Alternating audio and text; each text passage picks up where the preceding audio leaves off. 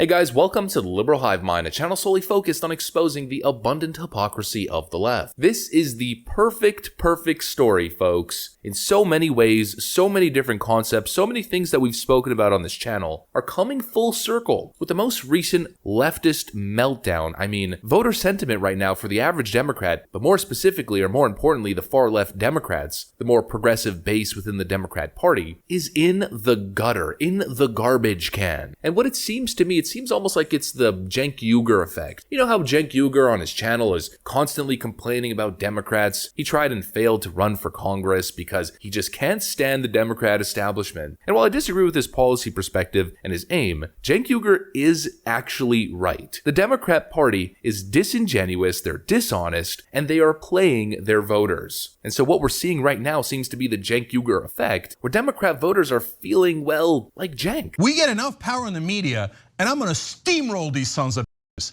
I'm gonna steamroll them. I'm not talking about Republicans. First, the corporate Democrats are up because they suck at this. And well, that right now seems to be the sentiment of the average progressive Democrat voter. There is so much resentment, so much anger, and it doesn't really seem to be mostly directed towards the Republicans. Democrats are pissed. They're pissed at Clarence Thomas, they're pissed at Republicans, but also what did they expect? For Republicans to not stand up for the sanctity of life in the womb? For Republicans to not do what they literally said they were going to do and then did? Democrats are real pissed, but they're mostly pissed at the Democrat Party. And they're at this moment of great realization as they realize the Democrat establishment has been abusing them, has been taking advantage of them. And this eye-opening realization moment for these Democrats, and of course the meltdown that's ensuing, is just something truly spectacular and epic to watch. And so that is exactly what we're going to talk about in this video, so let's roll the tape. Alright folks, so I think we have enough context here, enough background. Take a look at this clip right over here. I'm not going to shut up about this. I'm not, because I can't yell at the Republicans. They're not going to change. They are who they are. We're stuck with them. We're not going to change them. You can't shame them. You can't convince them. You can't trick them. You can't outplan them. But I can yell at the Democratic Party, and I can tell them where they can at least make one small change to stop pissing me the off every hour right now. Stop sending me fundraising requests right now, okay? The Republican Party had a plan for the last 50 years to overturn Roe v. Wade. We had a leak 5 weeks ago telling us that this exact thing was going to happen, and your response after 5 weeks of careful study and planning and thought has been to send us nonstop fundraising emails. All right? So let me just read you a quick list. Mark Warner. He's the Democratic senator from Virginia. He's worth $214.1 million. Don Beyer, he's a Democratic Virginia House member. He's worth $124.9 million. Dean Phillips, he's a Minnesota House member. He is worth $123.8 million. Nancy Pelosi, the Speaker of the House of the Democratic Party from California, is worth $114.7 million. Dianne Feinstein, who doesn't know where the he is right now, the senator from California, part of the Democratic Party, is worth $87.9 million. Million. You guys want money? Call your guy. You call him every week to do insider trading. Stop sending me emails. Stop sending me texts. Stop reading poems and singing karaoke. You have power.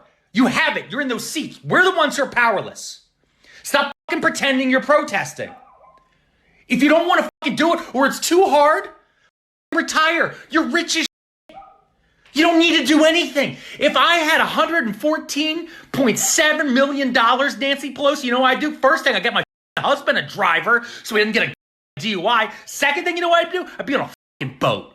I'd be on a boat. This guy is totally right. He's a leftist. He seems more like a progressive far leftist. I'm sure I disagree with him on a whole range of policy issues and just general ethics. But when it comes to the far left progressive description of the Democrat establishment, they're really the only people who get it. You are being abused. You're being taken advantage of. I always say the same term, emotional manipulation. This is what the Democrat Party thrives on. And it's why they do so well with naive, emotional voters, which of course by virtue, it's why they do so well with young voters. They craft slogans that emotionally manipulate you. They campaign on sensitive topics of race and identity or socioeconomic status. They target these weak points for people emotionally, and they take advantage of it. That's the only way that they can compete. Without these sensitive topics, Democrats don't get elected. If things were going well for the average American, and especially if Democrat cities didn't have all of the problems that they do, well then they wouldn't be Democrat cities. They would be moderate or Republican cities. And that's why Democrats are not incentivized to actually solve problems or to do anything. You think Democrats want to codify Roe v. Wade? Yeah, right. You heard it.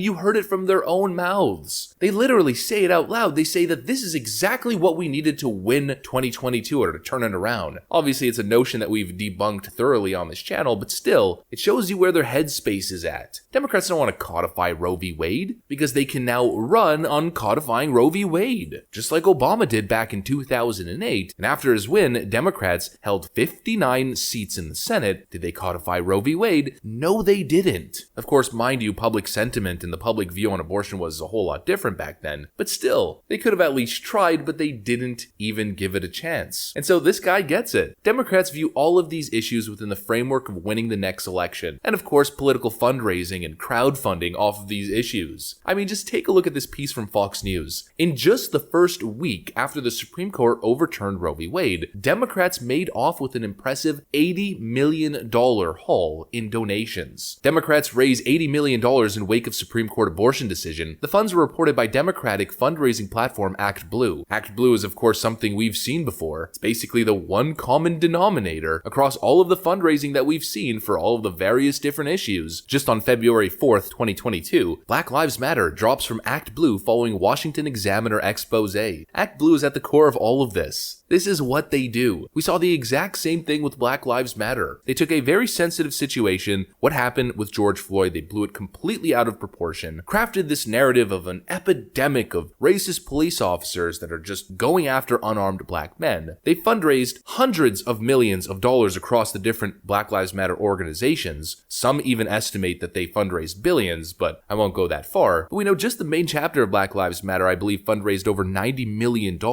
And where did that money go? Well, we know a good chunk of it went to Patrice Khan-Cullors' real estate portfolio, her baby mama and her brother, her girlfriend, various different organizations connected to her, and of course, $12 million in legal fees to known Democrat-associated law firms. And then of course, what a lot of people suspect, that a lot of money fundraised through ActBlue went directly to fund Democrat campaigns. They take these sensitive topics, they fundraise millions upon millions upon millions to elect Democrats, and then those Democrats do absolutely nothing to make your life better. Homelessness has been a problem in California for decades. California has been extremely left-wing over the last couple of decades with Democrat politicians in charge, and the homelessness crisis continues to get even worse every single year. And Democrat politicians continue to campaign on solving the homelessness crisis. You see the trend here. This is what they do. Imagine getting played like this. Democrats could have at least tried to codify Roe v. Wade for years. They never did, knowing full well the risk that it could get overturned by a Supreme Court that leans toward actually upholding the Constitution. It finally gets overturned exactly as Republicans said that they would.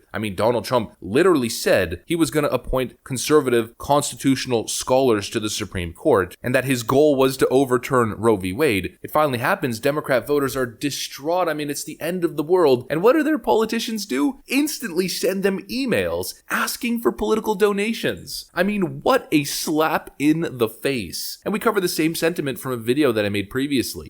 So I received a text message from Joe Biden's campaign yesterday saying that the Supreme Court had overturned Roe versus Wade and that it was my responsibility to then rush $15 to the Democratic National Party. And I thought that was absolutely outrageous because my rights should not be a fundraising point for them or a campaigning point. At one point, you gotta realize, Democrat voters, you are in an abusive relationship and it's time to walk away. Democrat voters are in an arranged marriage. They've arranged a marriage together to combine their forces, and like you always see in arranged forced marriages, it's completely dysfunctional, and I don't think it's sustainable. But they also don't necessarily have a choice. But now they're in this very awkward position with establishment Democrats having to play this manipulative game with their young progressive voter base, and it's leading to some truly disastrous voter enthusiasm levels and public approval and and support levels, even from their own party for their elected officials. These two sides of the Democrat Party hate each other, and it's going to end in complete disaster for them. Thanks for watching, and I'll see you on the next one.